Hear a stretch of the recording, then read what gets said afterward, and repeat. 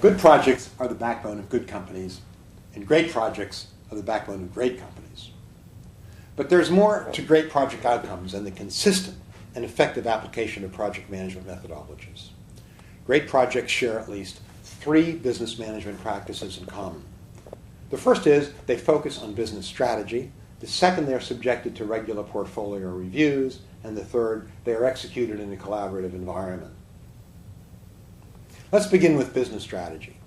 From executive positions to every member of the project team, those who participate in great projects never lose sight of the project's business objectives.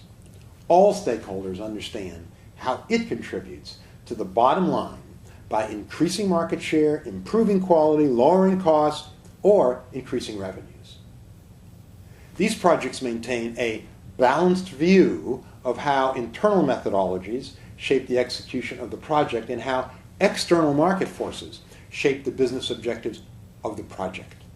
Finally, a focus on business objectives can be instrumental in motivating stakeholders, resolving conflicts, and avoiding unproductive distractions. Let's consider what happens in most companies. Once a project is approved, its focus becomes internal and the market is assumed static. As a result, project management emphasis turns to scope, time, and budget. There is very real risk that attention is directed to methodology and execution at the expense of assuring that a successful business outcome will be achieved. Great projects must seek a balance. When I was at Hewlett-Packard, we created profit centers for new products.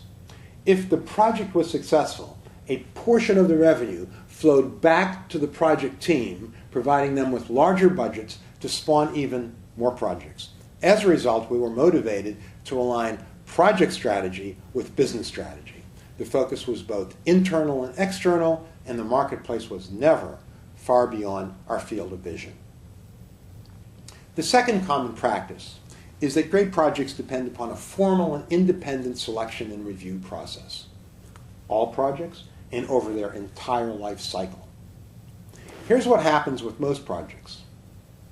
They develop a life of their own, and as a result, it is very difficult for the project to change direction in response to new market conditions. And it may become almost impossible to kill that project once it becomes clear that it is unlikely to deliver as promised. I recently received an email from a project manager who commented on an article I had written for the Project Management Institute's Project Management Journal. That article focused on the systematic biases that lead to project failure. The project manager wrote that well into a recent project, it became apparent that it should be killed. But it wasn't. The final outcome, he said, was a waste. But he wasn't alone in recognizing the problems. Many knew it would not contribute much, but no one was willing to pull the plug. He said management did not like quitters. I have talked with many companies, from international airlines in the US to communication companies in the European Union, about killing projects. And without exception, they express concern that once projects are approved, they are difficult to stop. Perhaps the single most important reason why they can't be stopped is that companies emphasize and reward success, not failure. And taking a step to terminate a project is unlikely to do much in furthering anyone's career. But there have been signs of change. After the Vioxx failure, Merck changed their reward structure to offer bonuses to those who take steps to terminate projects that are headed for serious trouble. But it took a multi-billion-dollar loss to get them to that point. Other organizations take deliberate action to review projects periodically. I'm working on a very large international energy project right now. It's called ITER. And once every year, projects like this, and under the direction of the Department of Energy, go through a review that top-level project managers just dread. It is thorough, complete, and uncomfortable. For an entire day, these managers are on the hot seat. Yet these routine reviews help to ensure that the projects meet their objectives. the reviews work. Some organizations, however, they just don't get it. I've worked with an organization whose project proposals are superficially vetted. Then, once approved, they are never reviewed. Yeah, stakeholders routinely recommend periodic reviews at the time of approval, but it never happens. Is it any surprise that those projects produce unimpressive outcomes at the very best? So thorough and ruthless portfolio reviews are necessary, not only to assure that projects are on schedule and on budget, but to also ensure that their objectives are still aligned with the changing market conditions and with changing customer requirements. Now consider the third practice of companies that produce great outcomes: collaboration. Look, we all know that many projects fail not because of technical problems, but because human problems get in the way. Bad behavior happens, even in great projects. It's normal. In fact, chances are that you can point to behavioral problems and unproductive conflict in your own organization right now.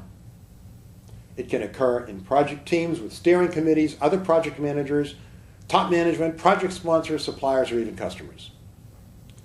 And you probably have heard the terms used to describe some of this behavior: bullies, complainers, know-it-all, and critics.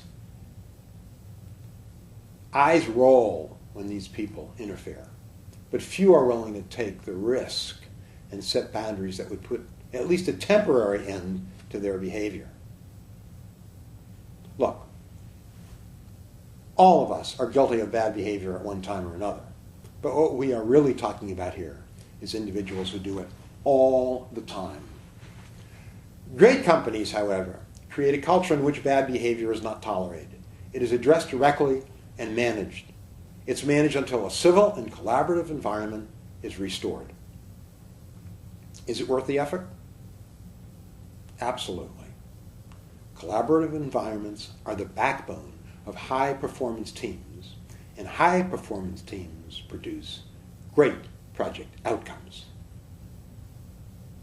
In summary, there are 3 business management practices that need to be addressed in addition to the consistent and effective application of project management practices.